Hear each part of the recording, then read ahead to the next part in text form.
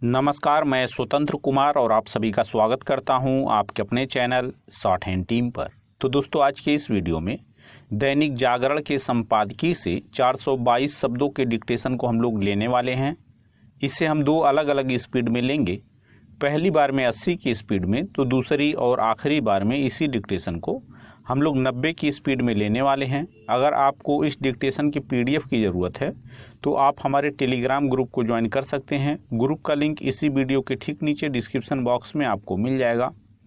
तो 80 की स्पीड में आपका डिक्टेशन स्टार्ट होगा 5 सेकेंड के बाद। तब तक के लिए आप रेडी रहें।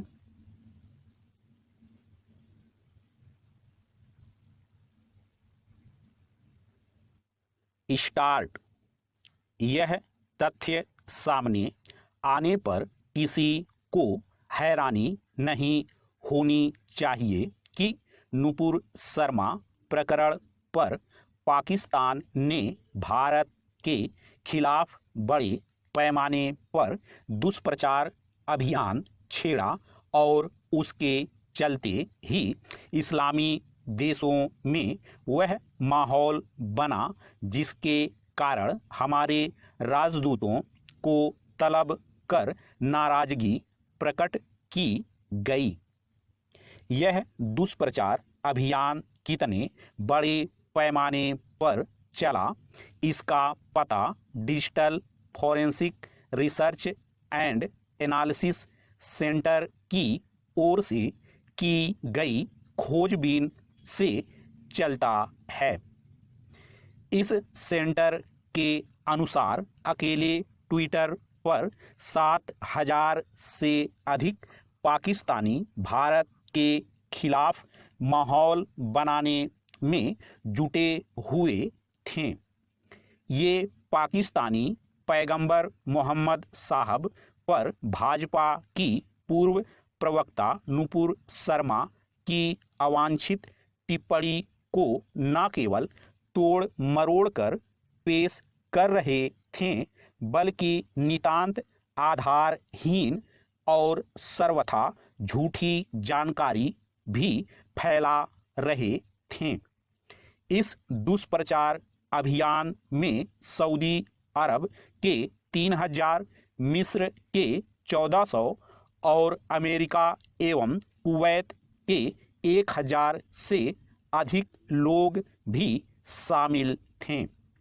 सबसे अधिक चौंकाने और चिंतित करने वाला तथ्य यह है कि भारत को बदनाम करने और मुस्लिम देशों में भारतीय वस्तुओं का बहिष्कार करने के इस सुनियोजित और शरारती अभियान में करीब 2,500 भारतीय भी शामिल थे।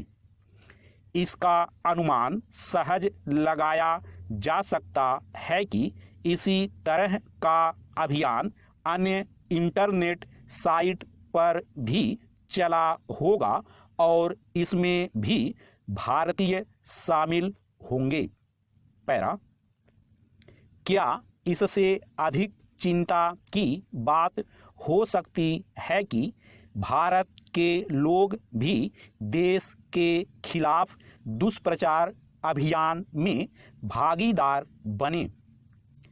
यह ठीक है कि देश के बाहर सक्रिय भारत विरोधी तत्वों के खिलाफ कुछ विशेष नहीं किया जा सकता, लेकिन उन्हें उकसाने और उनके साथ मिलकर देश की प्रतिष्ठा को क्षति पहुंचाने वाले भारतीयों की पहचान कर उनके खिलाफ तो कार्रवाई की ही जा सकती है। भारत सरकार को इंटरनेट आधारित सूचना युद्ध का सामना करने के लिए न केवल कमर कसनी होगी, बल्कि ट्विटर और फेसबुक जैसे प्लेटफॉर्म को चेताना होगा कि यदि उन्हें भारत में रहकर अपना कारोबार करना है तो भारत विरोधी तत्वों को संरक्षण देना बंद करना होगा। क्या यह विचित्र नहीं कि ट्विटर की मनमानी पर अभी तक कोई लगाम नहीं लग सकी है। इस प्लेटफॉर्म पर आए दिन आपत्तिजनक, अवांछित और अश्लील हैशटैग ट्रेंड होते रहते हैं। इसी तरह वह मनमाने तरीके से लोगों के अकाउंट निलंबित या प्रतिबंधित करता रहता है। कई बार तो इसका कोई कारण भी नहीं बताता।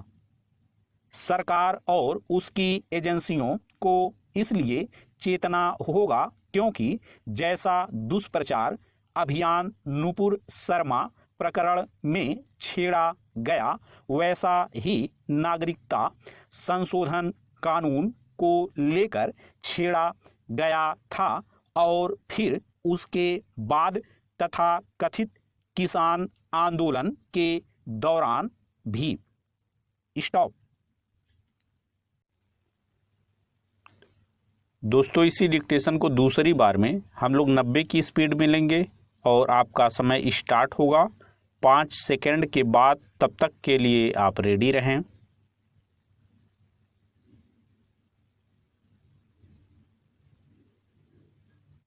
स्टार्ट। यह तथ्य सामने आने पर किसी को हैरानी नहीं होनी चाहिए कि नुपुर शर्मा प्रकरण पर पाकिस्तान ने भारत के खिलाफ बड़े पैमाने पर दुष्प्रचार अभियान छेड़ा और उसके चलते ही इस्लामी देशों में वह माहौल बना जिसके कारण हमारे राजदूतों को तलब कर नाराजगी प्रकट की गई। यह दुष्प्रचार अभियान कितने बड़े पैमाने पर चला, इसका पता digital forensic research and analysis centre की ओर से की गई खोजबीन से चलता है। इस सेंटर के अनुसार अकेले ट्विटर पर 7,000 से अधिक पाकिस्तानी भारत के खिलाफ माहौल बनाने में जुटे हुए थे। ये पाकिस्तानी पैगंबर मोहम्मद साहब पर भाजपा की पूर्व प्रवक्ता नुपुर शर्मा की अवांछित टिप्पणी को न केवल तोड़ मरोड़ कर पेश कर रहे थे, बल्कि नितांत आधारहीन और सर्वथा झूठी जानकारी भी फैला रहे थे। इस दुष्प्रचार अभियान में सऊदी अरब के 3,000, मिस्र के 1,400 और अमेरिका एवं कुवैत के 1,000 से अधिक लोग भी शामिल थे।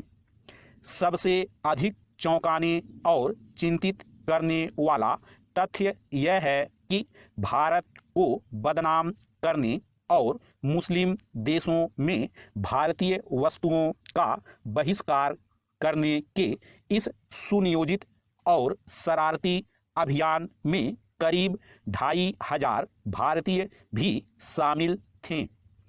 इसका अनुमान सहज लगाया जा सकता है कि इसी तरह का अभियान अन्य इंटरनेट साइट पर भी चला होगा और इसमें भी भारतीय शामिल होंगे।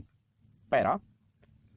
क्या इससे अधिक चिंता की बात हो सकती है कि भारत के लोग भी देश के खिलाफ दुष्प्रचार अभियान में भागीदार बने?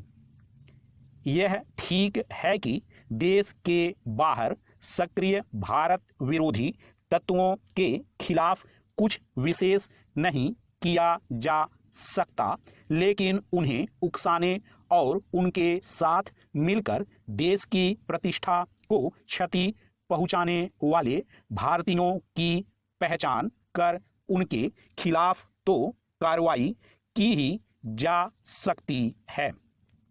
भारत सरकार को इंटरनेट आधारित सूचना युद्ध का सामना करने के लिए न केवल कमर कसनी होगी, बल्कि ट्विटर और फेसबुक जैसे प्लेटफॉर्म को चेताना होगा कि यदि उन्हें भारत में रहकर अपना कारोबार करना है तो भारत विरोधी तत्वों को संरक्षण देना बंद करना होगा।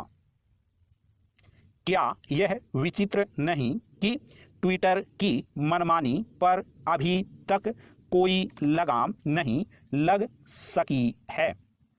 इस प्लेटफॉर्म पर आए दिन आपत्तिजनक, अवांछित और अश्लील हैशटैग ट्रेंड होते रहते हैं। इसी तरह वह मनमाने तरीके से लोगों के अकाउंट निलंबित या प्रतिबंधित करता रहता है।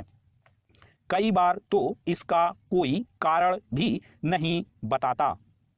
सरकार और उसकी एजेंसियों को इसलिए चेतना होगा क्योंकि जैसा दुष्प्रचार अभियान नुपुर शर्मा प्रकरण में छेड़ा गया, वैसा ही नागरिकता संशोधन कानून को लेकर छेड़ा गया था और फिर उसके बाद तथाकथित किसान आंदोलन के दौरान भी।